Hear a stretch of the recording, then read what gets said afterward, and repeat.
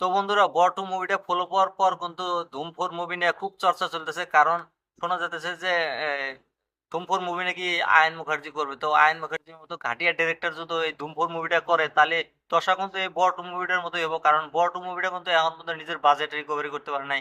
শোনা যাচ্ছে 400 কোটি টাকা বাজেট মুভি, এখন পর্যন্ত করে 60 কোটি টাকা লোকসানে আছে। তার যে ওটিটি রাইটস বিক্রি করা সত্ত্বেও কিন্তু তারা এখন পর্যন্ত বাজেট রিকভারি করতে পারে নাই।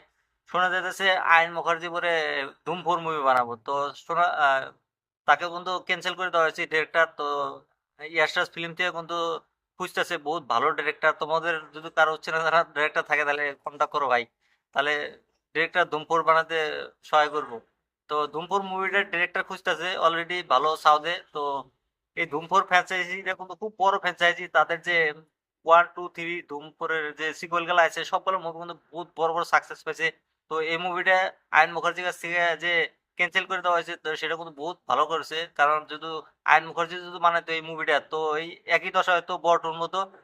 তো আর একটা কথা শোনা যাচ্ছে যে ধুম ফোর মুভিতে কিন্তু সাউথের থেকে অ্যাক্টর নেওয়া হবো। তো তো ইয়াশরাজ ফিল্ম কি এরকম এরকম ধরনের স্টেটমেন্ট নিছে কিছুদিন আগে। কিন্তু বট মুভিটা কিন্তু ফুল করার পর কিন্তু আরো একটা এরকম দায়িত্ব নিতেছে যে সাউথের থেকে অ্যাক্টর নেবো। সাউথের থেকে যদি অ্যাক্টর নেয়, তা যদি মুভিটা ফলপ খায়, তাহলে কিন্তু খুব লোকসান হয়ে যাবো।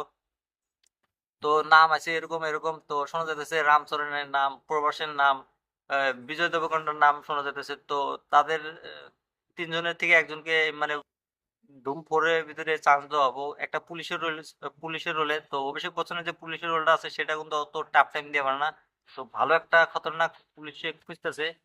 তো সাউথের থেকে নেওয়ার চেষ্টা করতেছে। তো এটাও কিন্তু প্যান ইন্ডিয়া মুভি হবো। তো মানে যে ইয়াশরাজ ফিল্ম আছে, তারা কিন্তু সাউথের মার্কেটটা ধরতে চেষ্টা করতেছে। তো ধরার চেষ্টা করার পরেও কিন্তু ব্যর্থ হয়ে গেল বটু। তো দেখা যাক কি হয়।